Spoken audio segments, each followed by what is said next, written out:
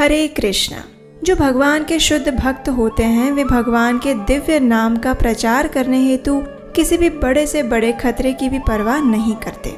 उसके लिए फिर उन्हें आशीर्वाद मिले या अभिश्राप, उनके जीवन का उद्देश्य तो मात्र भगवान के नाम, रूप और लीलाओं का प्रचार करना होता है। एक बार ऐसा ही एक अनजान खतरा मोड़ लिया था नारद मुनि ने। अब क्या हुआ था कि उस समय ब्रह्मा जी के दिन का प्रारंभ हुआ था। उनकी इच्छा यही थी कि उनकी संतानें आगे चलकर इस सृष्टि का विस्तार करें। तो इसी उद्देश्य से प्रचेताओं के पुत्र दक्ष ने भी भगवान विष्णु की घोर तपस्या करना आरंभ किया। अनेक वर्षों तक उन्होंने कठोर अनुष्ठानों का पालन किया और भगवान श्री हरि को हंस गुह्य प्रार्थनाएं अर्पित की। दक्ष द्वारा किए गए इतने कठोर परिश्रम और प्रार्थनाओं को सुनकर भगवान श्री विष्णु उनके ऊपर प्रसन्न हुए और उस पवित्र स्थान पर प्रकट हुए। कृतपादः सुपर्णां से प्रलम्बाष्ट महाभुजः चक्रशङ्खासि चर्मेषु धनुः पाशगदाधरः पीतवासा घनश्यामः प्रसन्नवदने क्षणः वनमाला निविताङ्गो लसच्छ्रीवत्सकौस्तुभः महाकिरीटकटकः स्फुरन्मकरकुण्डलः काञ्च अङ्गुलीयवलय नूपुराङ्गदभूषितः। सुंदर पीताम्बर से सुशोभित भगवान नारायण के चरण कमल गरुड़ के कंधों पर टिके हुए थे। उन्होंने अपनी अष्टभुजाओं में अनेक शस्त्र धारण किए थे। उनकी सुंदर गहरी नीली देह विलक्षण आभूषणों से सुसज्जित थी और श्री हरि के पीछे नारद मुनि तथा देवराज इंद्र सहित अनेक देवतागण उनका स्तुति गान कर रहे थे। भगवान का ऐसा दैदीप्यमान स्वरूप देखकर पहले तो दक्ष घबरा गए, फिर किसी प्रकार उन्होंने हिम्मत जुटाई और अत्यंत आनंद पूर्वक भगवान को प्रणाम अर्पित किए।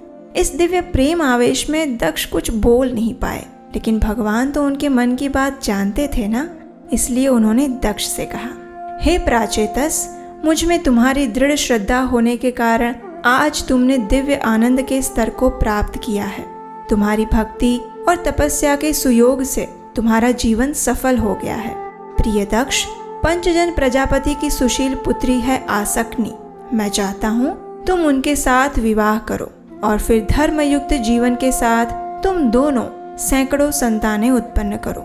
आगे चलकर तुम्हारी संतानें भी इस सृष्टि के विस्तार का कार्य करें, लेकिन मेरी कृपा से तुम और तुम्हारी संतानें भक्ति पूर्वक मेरी सेवा भी कर पाओगे। इस प्रकार दक्ष को आदेश देकर भगवान श्री हरि वहां से अंतर्धान हो गए और प्रजापति दक्ष ने भगवान के आदेश का अक्षरशः पालन किया। भगवान की माया शक्ति के प्रभाव से दक्ष ने अपनी पत्नी आसक्नी के गर्भ से 10,000 पुत्रों को उत्पन्न किया। उनका नाम पड़ा हर्यश्व। ये सभी पुत्र विनम्र और आज्ञाकारी थे। अब दक्ष ने उन्हें संतान उत्पत्ति का आदेश दिया, इसलिए इस कार्य से पूर्व तपस्या करने हेतु वे सभी पुत्र पश्चिम दिशा में स्थित नारायण सर नामक पवित्र तीर्थ स्थान में चले गए। वहां जाकर दक्ष के उन 10,000 पुत्रों ने घोर तपस्या की। अपने पिता की आज्ञा का पालन करने के लिए वे शारीरिक और मानसिक रूप से शुद्ध हो चुके थे। लेकिन अब भगवान के शुद्ध भक्त नारद मुनि को ये बात अच्छी नहीं लगी। उन्होंने सोचा कि दक्ष के ये सभी पुत्र कितने तेजस्वी है, क्या ये सब व्यर्थ में पारिवारिक जीवन में फंसना चाहते हैं? क्यों ना मैं उन्हें परम आध्यात्मिक उपदेश सुनाऊं, जिससे कि उनका जीवन सफल हो जाए। बस ये सोचकर नारद मुनि पहुंच गए दक्ष के उन 10,000 पुत्रों के पास। वहां जाकर नारद मुनि ने उन्हें गुह्यतम पहेलियों के साथ एक दिव्य उपदेश दिया और इस उपदेश का सार यही था कि यह भौतिक संसार नश्वर है, इसलिए तुम्हारे जैसे मुक्ति पथ के योग्य मनुष्यों को कृष्ण भावनामृत का परमोच्च मार्ग स्वीकार करना चाहिए और सदा के लिए इस जन्म मृत्यु के चक्र से मुक्त होना चाहिए। नारद मुनि के उपदेश को सुनकर हर्यश्व आध्यात्मिक जीवन के तत्व को समझ गए।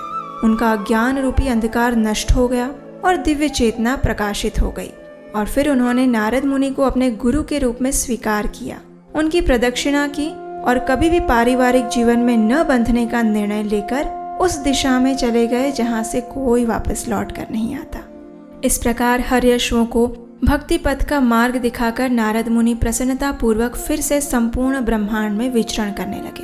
कुछ समय बाद उन्होंने दक्ष के पास जाकर ये सूचना दी कि अब उनके पुत्र परम आध्यात्मिक मार्ग पर गमन कर चुके हैं, इसलिए वे आपकी संतान उत्पत्ति की इच्छा पूर्ति हेतु वापस नहीं लौटेंगे। जब दक्ष ने यह सुना तो वे अत्यंत दुखी हो गए, लेकिन ब्रह्मा जी ने किसी प्रकार उन्हें आश्वस्त किया। तत्पश्चात दक्ष ने अपनी पत्नी पांचजनी के गर्भ से 1000 और पुत्रों को उत्पन्न किया। उन्हें भी दक्ष ने उसी प्रकार संतान उत्पत्ति का आदेश देकर तपस्या करने हेतु नारायण सर भेजा, और फिर एक बार वही हुआ जो पहले हुआ था। दक्ष के इन मेधावी पुत्रों के ऊपर नारद मुनि को करुणा आ गई, और फिर एक बार वे उनका भी उद्धार करने के लिए वहां पहुंच गए। नारद मुनि ने उन्हें भी परम सत्य का ज्ञान प्रदान किया और उन्हें समझाया कि वे भी अपने बड़े भाइयों के पथ का अनुसरण करें। अब देखिए, नारद मुनि एक बार किसी पर कृपा कर दें तो उनकी कृपा दृष्टि कभी विफल नहीं जाती। तो बस दक्ष के ये 1000 पुत्र भी अपने बड़े भाई की भांति ही सांसारिक जीवन की सारी इच्छाओं को त्याग देते हैं और वैराग्य का मार्ग स्वीकार करके उस पथ पर निकल पड़ते हैं। ये देखकर नारद मुनि बड़े प्रसन्न हुए, लेकिन इस ओर दक्ष प्रजापति को कुछ अपशकुन दिखने लगे थे। अब ऐसी बातें छिपाई कहाँ छिपती है, तो बस उन्हें भी इधर उधर से समाचार मिल ही गया कि उनके पुत्रों का दूसरा दल भी नारद मुनि की बातों में आकर वैराग्य पथ पर चला गया है। ये सुनकर प्रजापति दक्ष को बड़ा क्रोध आया और शोक भी हुआ। अब देखिए, भगवान के शुद्ध भक्त नारद मुनि जानते थे कि यदि कोई व्यक्ति शोक में है तो वह कृष्ण भक्ति को जल्दी स्वीकार कर लेता है। इसलिए अब वे प्रजापति दक्ष को भी भौतिकवादी जीवन से मुक्त करने के उद्देश्य से वहां पहुंच गए। लेकिन ये तो प्रजापति दक्ष थे। जैसे ही उन्होंने नारद मुनि को देखा तो क्रोध में वे तमतमा उठे, उनके होंठ कांप रहे थे और उन्होंने नारद मुनि को अत्यंत कटु वचन कहना प्रारंभ किया। दक्ष ने नारद मुनि से कहा, अरे मूर्ख, तुम जैसे लोग साधुओं के वस्त्र तो पहन लेते हो, लेकिन वास्तव में पाखंडी होते हो। एक तरफ भगवान के सेवक होने का दावा करते हो और दूसरी ओर इतना घृणित कार्य करने में तुम्हें जरा भी लाज नहीं आई। तुम्हें क्या लगता है सिर्फ वैराग्य की भावना उत्पन्न कर लेने से ही व्यक्ति इस भौतिक संसार से मुक्त हो जाता है? अभी तक मेरे पुत्रों के ऊपर समाज के अनेक ऋण थे और इस वैदिक पद से उन्हें भ्रमित करके इस जगत में और परलोक में तुमने उनकी प्रगति को बाधित किया है।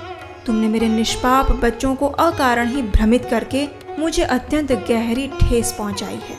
इसलिए मैं तुम्हें श्राप देता हूँ कि भले ही तुम संपूर्ण ब्रह्मांड में भ्रमण करते रहो, लेकिन कहीं भी तुम्हारा घर नहीं होगा।